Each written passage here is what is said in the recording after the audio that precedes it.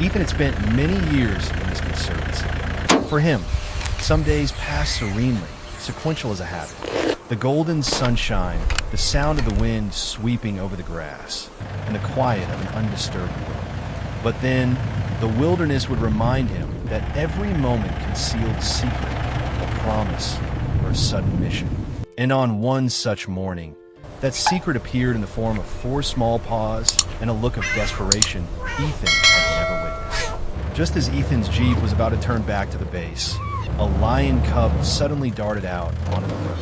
It was neither fearful nor fleeing. It just stood there, staring directly into Ethan's eyes, letting out a pathetic meow, completely unlike the roar of a predator.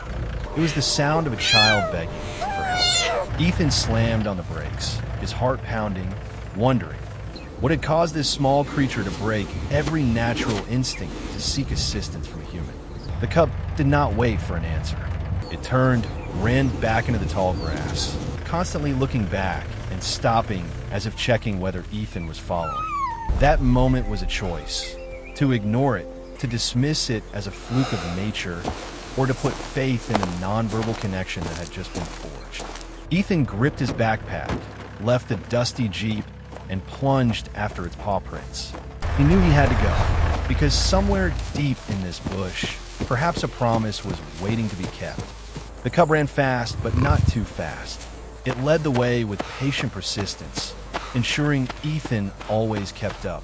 The pursuit lasted several minutes under the scorching sun, and then the small creature stopped beside a large acacia tree, directing its gaze and mournful cries toward a deep hole right at its base. When Ethan stepped closer and looked down, a cold sensation ran down his spine. It was a poacher's pit trap, deeper than a man is tall, with sheer earth walls impossible to climb. At the bottom of the pit lay the mother lion, motionless. She barely stirred, only her belly gently rising and falling with heavy, exhausted breaths. Her fur was covered in dust, and her usually sharp, amber eyes were now clouded with severe dehydration. She managed to lift her head, emitting a weak growl, but the sound quickly dissipated in the hot air. Clearly, she had been trapped here for at least a couple of days. Ethan felt the despair radiating from the mother, but what tightened his chest was the sight of the cub. It ran back and forth around the pit's edge, crying pitifully, utterly helpless. This was more than just an injured animal. It was a mother slowly fading from her child, and a stark reminder of human cruelty against nature. Ethan immediately grabbed his radio. "This is Ethan. Emergency situation. Adult female lion trapped in a pit, severely exhausted. Need a rescue team with a winch and a vet immediately. Sending coordinates." He could not wait. He knew the lioness's life was being counted in minutes. Tying the rope securely around the acacia trunk, he carefully checked the knot and began to rappel down the hole. Every action was slow, calculated to avoid further startling the mother lion. She watched him with wary eyes, attempting to snarl, but the sound was too weak. "Easy there, girl," Ethan whispered, slowly crouching a few steps away from her. "I'm here to help." And then, in that moment, as he was opening his water bottle, he saw a small movement in the dark corner of the pit. A grayish-brown, scaled ribbon was slowly slithering among the rocks, heading straight for the weakened lioness. A puff adder, one of Africa's most venomous snakes. The snake paid no mind to Ethan. It was focused only on the vulnerable prey. The mother lion was too weak to notice the impending threat, only fixated on the man who had just appeared. Without hesitation, Ethan drew his hunting knife from his belt. He did not want to harm any creature, but this was a life-or-death situation. He circled around the lioness, trying to approach the snake from an angle it did not anticipate. The snake was already near her hind leg, its forked tongue beginning to flick out, scenting its meal. Ethan acted in a flash. He lunged forward and used the force to pin the knife into the ground, just behind the snake's head, immobilizing its body. A second, decisive blow neutralized the danger. He tossed the dead snake into the corner of the pit and turned back to the mother lion. Now, he could help her. The tension in the lioness's eyes eased slightly. She had witnessed his reckless action, and there seemed to be a flicker of understanding passing between them. Ethan slowly poured water into her mouth. Little by little, each drop of liquid was a lifeline. She drank greedily, her cloudy eyes seemingly cleansed, flashing with gratitude. Ethan stroked her large head, whispering to himself, "Hold on, girl, help is coming." He knew he had just saved her from immediate death, but the larger battle was not over. Just as Ethan felt the first wave of relief for saving the mother lion from the venomous snake, a jarring and horrifying sound echoed from above. It was the high-pitched, frightened roar of the cub. Ethan instantly craned his neck, seeing the cub screaming its lungs out in its tiny, sharp voice, clearly trying to intimidate or chase something away.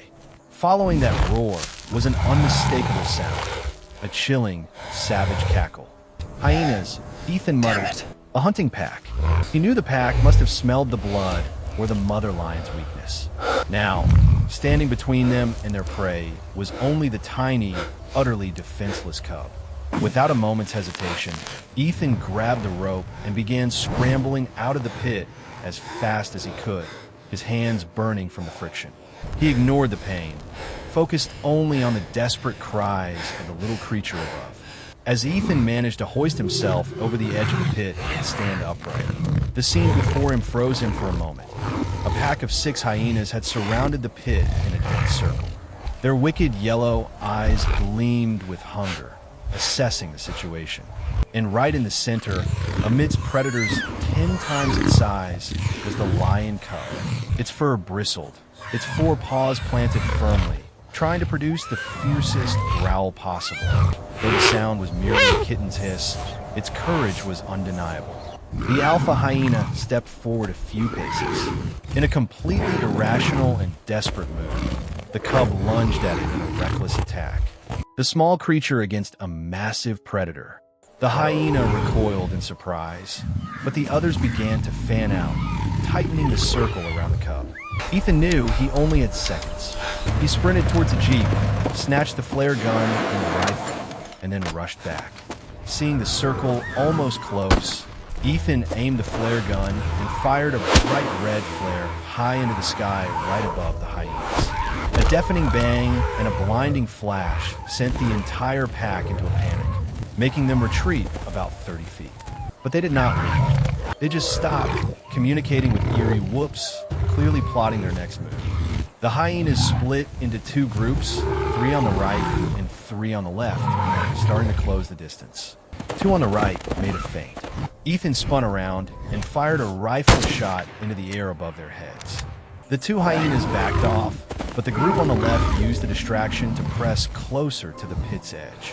Ethan turned back, firing the second flare, this time straight down onto the group, right at the feet of the left group. The ferocious bang and the red blaze made them jump violently. But the hyenas were beginning to realize it was just light and noise, posing no real danger. They grew increasingly aggressive.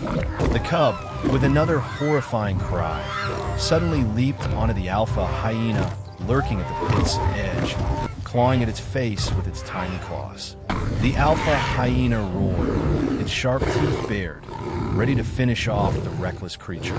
In a decisive moment, Ethan had no choice but to use his final eyebrow.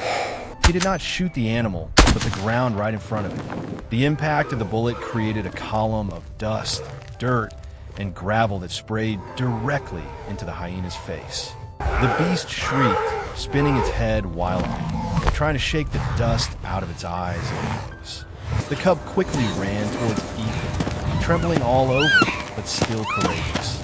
Ethan clutched the cub tightly to his chest, feeling its frantic heartbeat.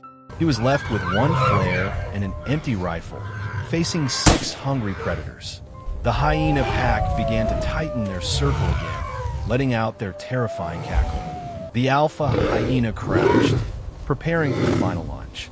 Ethan raised a rifle, aiming it squarely at the beast, ready for his final stand. Just then, Ethan heard the most beautiful sound, the roar of a pickup truck engine speeding towards them at high velocity. Help had arrived. The powerful engine noise and the blaring horn were the signal that ended the hyena's aggression. The alpha let out a commanding howl, and the entire pack turned tail, vanishing quickly into the tall grass. Ethan lowered the rifle, the entire buildup of tension and fear from the past few minutes pouring out of him. His knees were shaking, his body weak with relief. The cub in his arms was still trembling, but was now nestled close to his chest, seeking safety. 2 rescue vehicles screeched to a halt, and 4 members of the rescue team, including the veterinary specialist Abina and the technician Kwesi, rushed out of the trucks. "Ethan, are you okay?" Kwesi asked urgently. Ethan just nodded, pointing towards the hole. Mother lion is exhausted, dehydrated, but has received initial aid. The hyenas have been driven off. The rescue team worked like a perfectly tuned symphony, wasting no time. Kwesi and his colleague quickly set up the winch system and a tripod over the pit's edge. Dr. Abina, with absolute calmness, prepared a tranquilizer dart gun. Ethan handed the cub to a colleague, but the small lion kept crying out, watching everyone's every move. Abina aimed accurately at the mother lion's hind leg in the pit. "It," she announced. "The drug will take effect in 3 minutes." While waiting, Kwesi and another technician took the mesh rescue stretcher and a rope ladder down into the pit. After the critical 3 minutes, Kwesi checked the mother lion's pulse. "Safe. Proceed." Ethan quickly descended into the pit again to assist. Together with Kwesi, they carefully rolled the lioness from side to side, threading the sturdy rescue net beneath her body. This was difficult work, requiring utmost gentleness, but their smooth coordination ensured every corner of the stretcher was securely fastened to the carabiner clips. "Done. Lift." Ethan signaled. The winch engine began to growl, the cable tautened, and the stretcher was slowly, steadily raised out of the pit. Ethan and Kwesi stabilized the stretcher from below to prevent it from bumping the earth walls. 3 minutes felt like an eternity, but finally, the mother lion was safely on the surface, met by Abina and the medical team. They swiftly moved the lioness onto a thick blanket in the back of the pickup truck. Abina inserted an intravenous line and started a slow drip of fluids, while also applying cool packs. The cub immediately ran to the side of the truck bed, trying to peer at its mother. Abina completed her final checks and smiled at Ethan. "She's going to make it, Ethan. She's severely dehydrated and exhausted, with a few minor cuts on her legs from trying to climb, but she will recover. You found her just in time." A team member asked, "Are you coming with us?" Ethan looked at the cub, standing by the edge of the truck bed, his eyes shining with deep understanding. "Yes, I'll come along and keep an eye on this little guy." He picked up the cub, holding it close. The small creature curled up, snuggling in his chest, finally stopping its trembling and beginning to purr with exhaustion. Throughout the hour-long drive to the rehabilitation center, the cub lay peacefully in Ethan's arms, as if the promise of safety had been fulfilled. At the center, the mother lion was transferred to intensive care. The cub was placed in an adjacent room with a clear glass door. Initially, it panicked, clawing at the glass, but gradually, it understood that its mother was right next door. Finally, it curled up on a warm blanket and drifted off to sleep. For the next 2 months, Ethan visited them regularly. The mother lion regained her strength daily. The cub grew rapidly, becoming a healthy, playful youngster. Their story was a testament to the power of connection and collective effort, proving that the right attention at the right time can reverse even the cruelest of fates. 2 months later, the day Ethan and the rescue team had been waiting for finally arrived. Dr. Essie, the center's director, declared the mother and cub fully recovered and ready to return to the wild. The chosen spot was a safe, expansive conservancy area located at the foot of a hill with a watering stream and dense trees. Early in the morning, they reached the release site. The transport crate was placed in an open patch of grass. Ethan personally opened the door latch. The click echoed, the door swung open, and the brilliant morning light poured inside. The mother lion stepped out first. She paused, taking a deep breath of the air of freedom, her paws touching the soft grass after 2 months of confinement. She stretched, arching her back in a perfect curve, and let out a gentle growl, an expression of boundless happiness. It was a moment of majestic recovery and rebirth. The cub, now much bigger and stronger, bounded out after her. It ran circles in the grass, leaping and chasing butterflies, brimming with the pure joy of a child returned to its world. And then, the miracle happened. The mother lion turned, looking directly at Ethan. In her eyes, there was no longer wariness or fear, but a deep understanding and gratitude. She walked slowly toward him, lowered her head, and gently pressed her forehead against his chest. It was an ancient, sacred gesture of respect and trust in the big cat world, a silent thank you. Ethan gently stroked her ruff, feeling the coarse fur beneath his fingertips. "Live well, girl," he whispered, "and protect your cub." The cub ran over. It repeated the exact gesture it had made 2 months ago when it stopped Ethan's Jeep, standing on its hind legs, placing its front paws on his knee. Ethan knelt down, scratching its ears one last time. The bravest little guy I've ever met. It licked his hand lightly with its rough tongue, then turned heel and ran to join its mother. The pair began to walk, heading toward the hills. Initially, they walked on the open grass under the bright sun, then gradually disappeared among the acacia trees. They blended into the savanna's golden hue, becoming a part of the wild nature they had almost lost forever. The cub occasionally turned its head, checking if Ethan was still standing there, until both vanished completely behind the hillside. That final moment was a testament to a simple truth. We are not just observers, nor intruders. We can be protectors, allies. This story is not just about saving a lion. It is about saving faith, the faith that compassion can break through every barrier, whether it's the barrier of a trap or the wall separating two species. If this story has touched your heart, remember the power of connection. The wild world needs our commitment. Their survival depends on the efforts of dedicated rangers and veterinarians like this team. You could be a part of that solution.